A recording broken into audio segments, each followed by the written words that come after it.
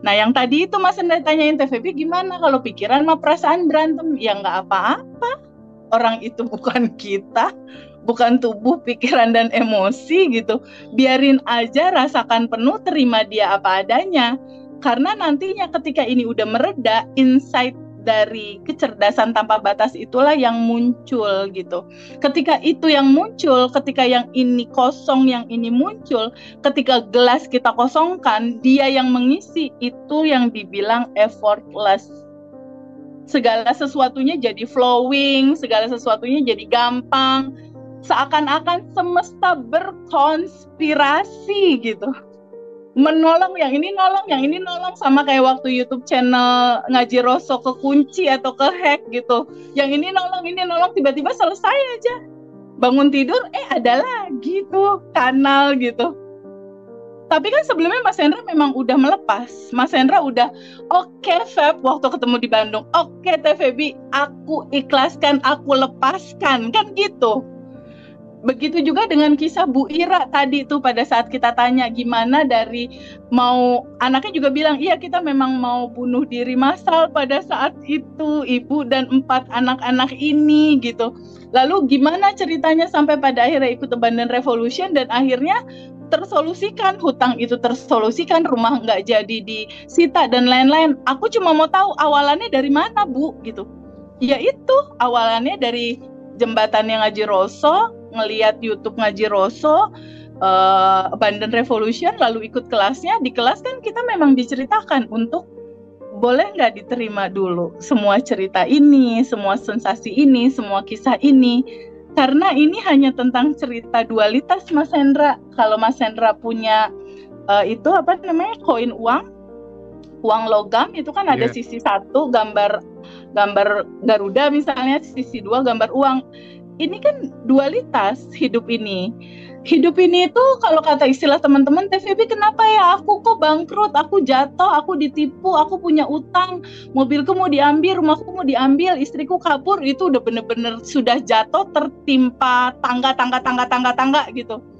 Nah di titik seperti itu kan cerita sisi yang ini tuh masalah. Tapi tahu nggak teman-teman, kehidupan ini dualitas. Kalau kata di dalam kitab suci Al-Quran itu Mas Hendra, bersama-sama kesulitan ada kemudahan. Bersama-sama loh, bukan setelah. Bersama-sama. Artinya di titik kamu melihat ini ada kesulitan, di titik yang sama kemudahan dan solusinya udah ada. Benar-benar udah ada. Nah contoh yang Bu Ira tadi, ketika dia punya utang dan itu mau dilelang rumahnya, apa yang dia lakukan? Bersama kesulitan itu ada kemudahan di mana? Boleh nggak lepasin aja keinginan kamu untuk ego mengatur dan lain-lain? Boleh nggak lepasin emosinya, ketakutannya, kebingungannya? Boleh nggak terbuka pada sebuah fakta bahwa kamu adalah percikan ruhnya yang tanpa batas dan berkelimpahan. Di titik kamu sadar bahwa kamu adalah itu, di titik itu lepasin semua beban, lepasin semua takut, bingung, cemas. Di titik Bu Ira melepaskan dan mengikhlaskan, 3 hari kemudian solusi demi solusinya datang. Oke. Nah, oke Teh. Semangat banget ya TVB hari ini. Senang aku. Padahal puasa dia ya. Oke, pada prinsipnya jelas ya, makin jelas, makin terpampang nyata bahwa getaran yang kita pancarkan itu adalah doa kita yang sesungguhnya gitu ya. Nah, terus Teh, yang tadi di awal ya sempat kita bahas bahwa semakin kita tidak berharap, semakin kita mendapatkan. Kalimat ini kan sebenarnya agak gawat juga ketika kemudian dipahami oleh sahabat-sahabat yang etos kerjanya itu rendah gitu. Nah, kita ngomong soal loa itu kan cocok ya sebenarnya kalau kemudian bagi teman-teman yang etos kerjanya tinggi gitu. Nah, bagi teman-teman yang etos kerjanya rendah terus ya udah semakin nggak berharap, semakin mendapatkan, itu gimana TVB? Sebenarnya substansinya itu yang dilepaskan itu ada 3 hal tadi itu Mas Hendra. Jadi pada saat intinya kan kita ini sudah yang tanpa batas dan berkelimpahan. Kenapa ada masalah, kenapa ada kekurangan? Karena terlapisi sama bagasi emosi, ketakutan, kecemasan, kebingungan. Jadi si kelimpahan ini nggak kelihatan. Nah, step pertama nggak langsung loa kalau di Abundant Revolution, Mas. Start pertamanya itu terima dulu lalu lepaskan sehingga limitasinya terlepas dulu gitu ya. Pada saat limitasinya terlepas baru Quantum Jam untuk set goal. Lo mau apa? Misalnya mau uang 50 juta per bulan atau mau utang lunas. Nah, ketika kita menginginkan sesuatu, Mas Hendra kebayang nggak kalau kita pengen sesuatu tapi kepengen kitanya kita pegangin terus gimana terwujudnya? Iya, benar. Jadi ini footnote banget ya buat teman-teman semua alumni apa teman-teman semua, bahwa boleh nggak terbuka sama sebuah fakta bahwa kita udah yang berkelimpahan dan tanpa batas, dan hasil itu wilayah kecerdasan semesta yang mengaturnya, Mas. Gitu. Karena kalau hasilnya mau kita atur yang tadi itu, Mas, ketika pikiran dan perasaan kita ngatur, dia naik, yang ini nggak ikut-ikutan, Mas. Gitu loh. Tapi ketika kita kosongin, kita lepasin, yang ininya kosong, Allah dan semesta berkonspirasi mewujudkan itu. Asik mana kira-kira, Mas Hendra? Asik yang ketika Allah berkonspirasi ya. Betul banget. Asik ketika Allah berkonspirasi, seluruh semesta itu diajak berkonspirasi untuk mewujudkan goal itu ketika kita memang betul-betul melepas. Sama seperti asumsi itu aja deh, Mas, itu pemanah aja deh, pemanah. Kalau orang main panahan kan di ujung ada target goal yang kita mau capai ya, ada buletan, ada titik tengah tuh yang kita mau targetin. Lalu kita bidik anak panah, tapi ya Mas Hendra nggak dilepas-lepas. Iya. Terus gimana tercapai goalnya? Maka kamu dipegangin terus. Kurang lebih kayak gitu analoginya. Kan kadang ya Teh ya, ketika kita ngomong soal vibrasi gitu ya, ini kan nular kan ya. Ketika kemudian lihat teman yang sukses, kita iri gitu ya. Ketika melihat teman yang sukses, kita seneng banget. Itu kan juga terjadi pertukaran gitu. Ketika kita bicara soal misalnya kayak di bukunya Mas Arief itu, Kitab Ilmu Vibrasi itu kan ada aku juga baca itu. Di samudra kuantum gitu ya. Bahwa kemudian kita menggunjing orang aja terjadi pertukaran data gitu ya. Betul, ketemu download. Sama Teh Feby, ketemu sama orang yang lebih sukses gitu, lebih bahagia, terjadi pertukaran data gitu. Nah ini kadang kita nggak menyadarinya Teh. Gimana Teh?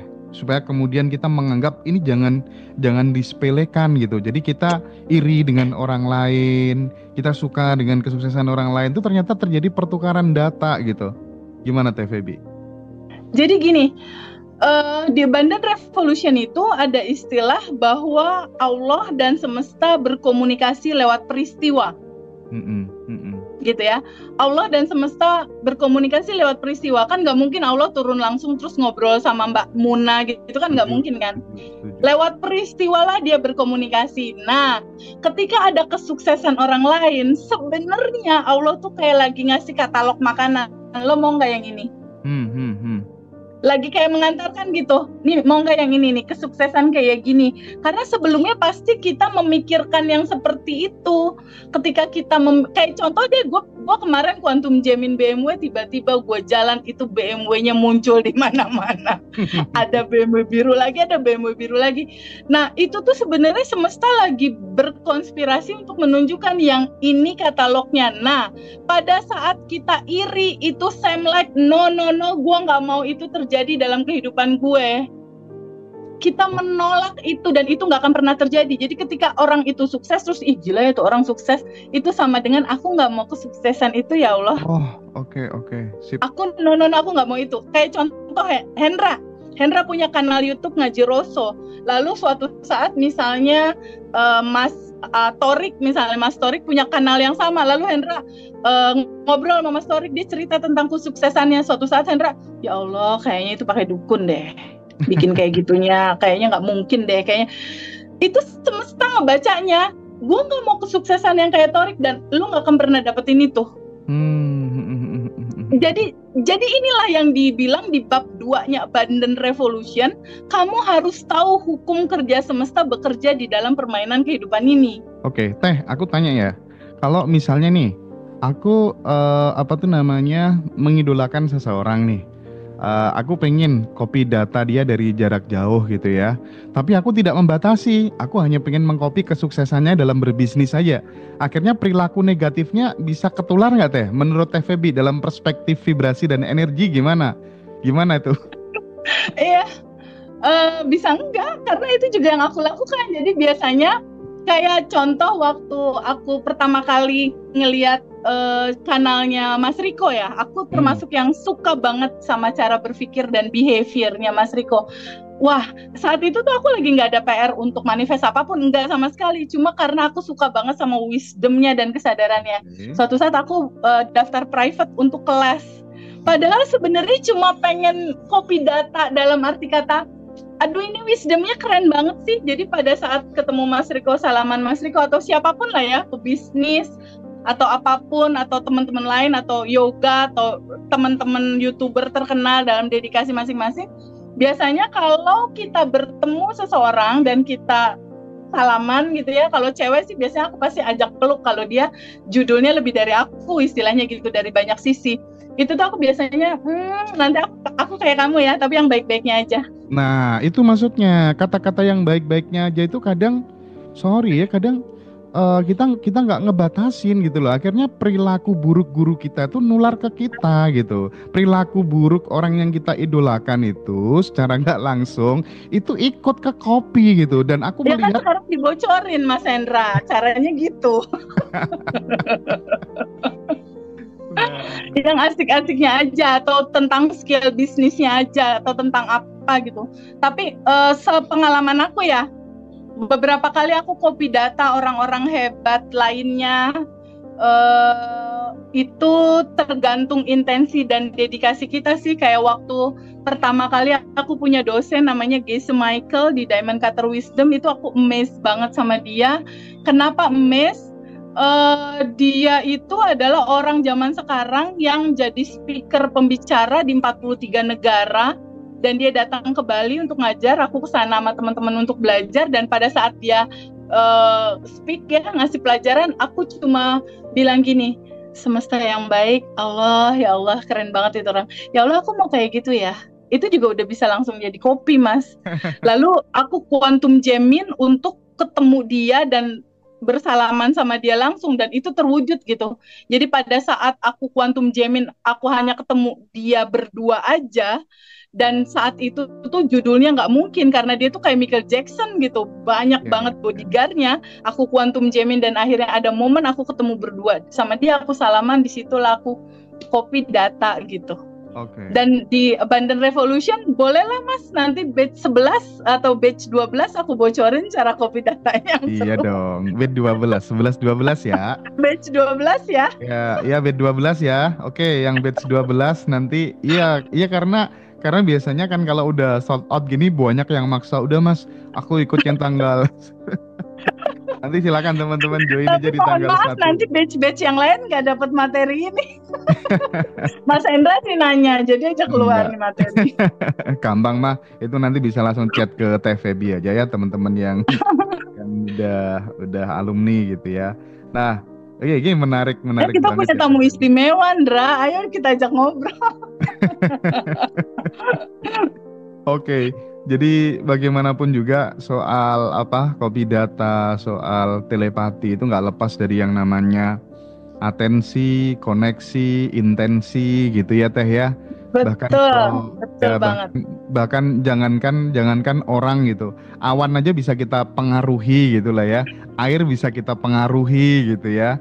Ini asal titik koordinatnya tepat gitu ya Teh kira-kira. Betul. Teh, resonasi. Sebelum aku ke sahabat semuanya, ya ada Mbak Muna dan kawan-kawan gitu ya. Di brainstorming dulu bahwa orang itu kan pada akhirnya tujuannya adalah pada saat mati itu tidak terlekati oleh apapun itu, entah itu mobil, harta, benda, keluarga, orang-orang yang kita cintai, termasuk harta apapun yang kita punya. Dan itu kan ndak gampang gitu ya.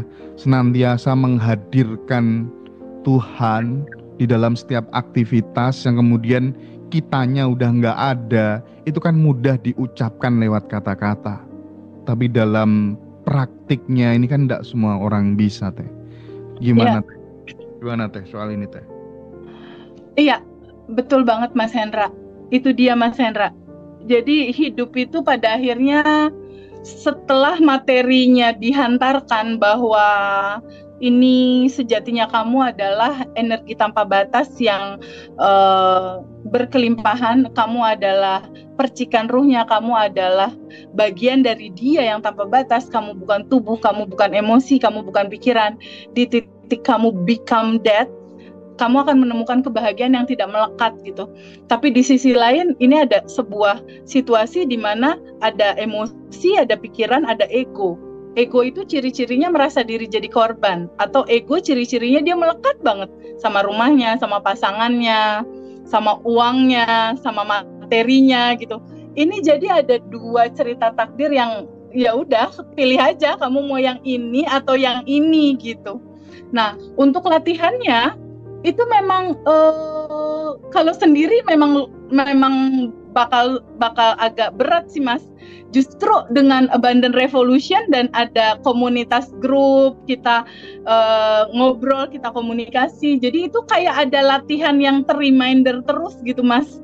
Dari daily rutin dan dari komunikasi di grup gitu. Jadi aku nggak bosan-bosan selalu ngingetin kita punya 3 bab. Bab pertama adalah siapa dirimu yang tanpa batas dan berkelimpahan.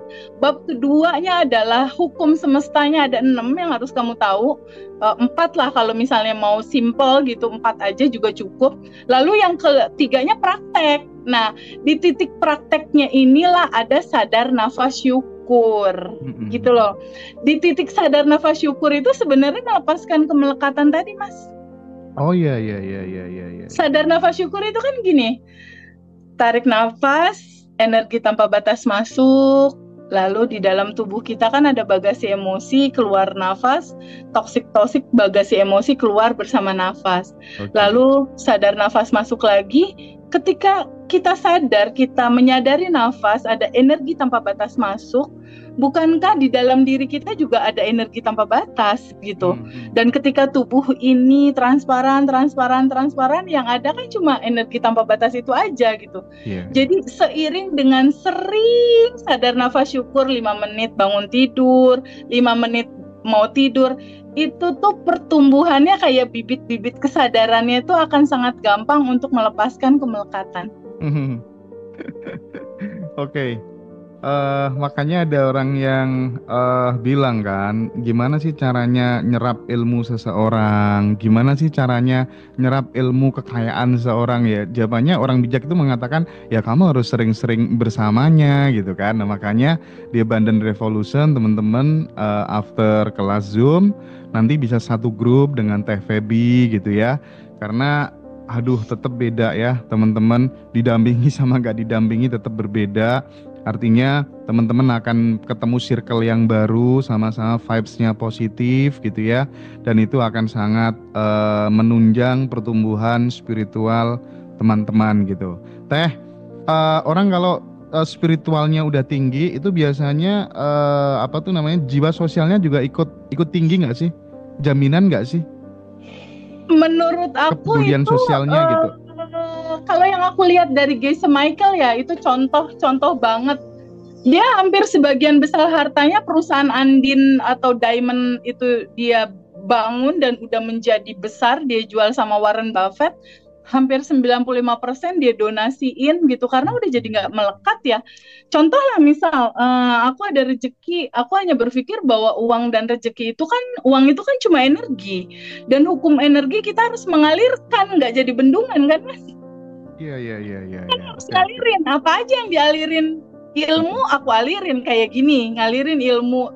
Terus sesekali aku ngerasa butuh aja nelpon anak-anak, gimana praktek lancar, sadar nafas syukur lancar, apa yang nggak bisa, itu kan berbagi ilmu, mengalirkan waktu mengalirkan cinta, mengalirkan juga uang untuk beberapa anak yatim, panti jompo, rumah singgah. Jadi itu mah udah naturalnya kamu gitu. Oke. Bukankah naturalnya kamu adalah Rahman Rohim gitu.